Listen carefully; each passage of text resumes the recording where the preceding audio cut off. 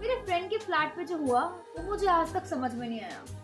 वो अदृश्य चीजें, वो चीजें जो थी समझ नहीं आई। मैं और मेरी फ्रेंड रिया, हम दोनों दोस्त थे, हम दोनों कॉलेज साथ में आते जाते थे। उसने एक फ्लैट ले रखा था जो कि 3rd फ्लोर पे था, काफी मॉडर्न और क्लीन था। ठीक है, कोई दिक्कत नहीं थी। मैं भी उसके घर रुक जाती थी कभी कभी अगर लेट हो जाती थी। एक दिन मैंने नाइट स्टे किया था, रुकी थी मैं उसके घर। फ्राइडे की रात थी, 1:30 हो गया था रात में। हम लोग को मूवी देखते उसने कहा कि रुको तनिष्का, मैं बाहर से कॉल करके आती हूँ। मैंने कहा ठीक है, जाओ बाहर से कॉल करके आओ। मैं चली गई थी किचन में पानी लेने के लिए, बिकॉज हम लोग कुछ लेके नहीं बैठे थे, चले गए थे पानी लेने के लिए। जैसे ही वापस आए, देखा मैंने उसका फोन देखा, उसका फोन रखा हुआ था टेबल के, कॉफी टेबल पे रखा हुआ था।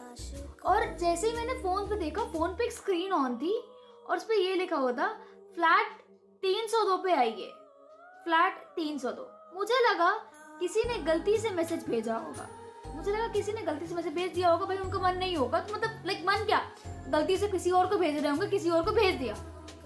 मैंने इग्नोर कर दिया।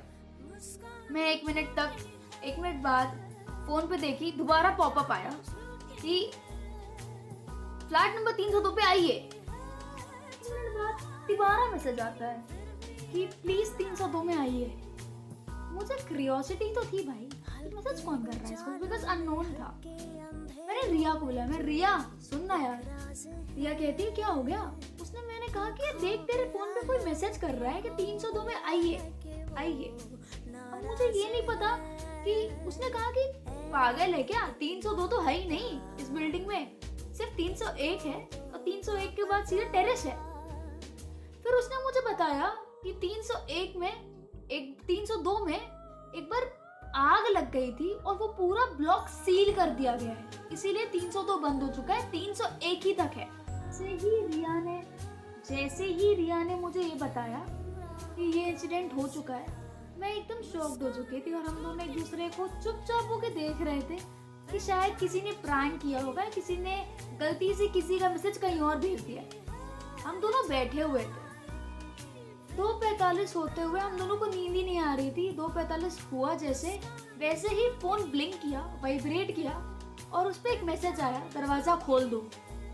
और हम दोनों हाथ पे हाथ धर के, हाथ ऐसे घबरा रहे हैं और बैठे हुए हैं दोनों लोग। बेड के कोने पे हम दोनों बैठ गए। उसके बाद हम दोनों जब बाहर देखे ना, हम दोनों बस वेट कर रहे थे जैसे जल्दी, जितनी जल्दी हो जाए सुबह हो जाए। जैसे ही हम दोनों बैठे हुए तो रिया बहुत पैनिक हो गई थी भाई कि क्या हो रहा है क्या नहीं। उसको कुछ समझ में नहीं आया, उसने फोन स्विच ऑफ कर लिया अपना तुरंत, उसे कुछ भी नहीं समझ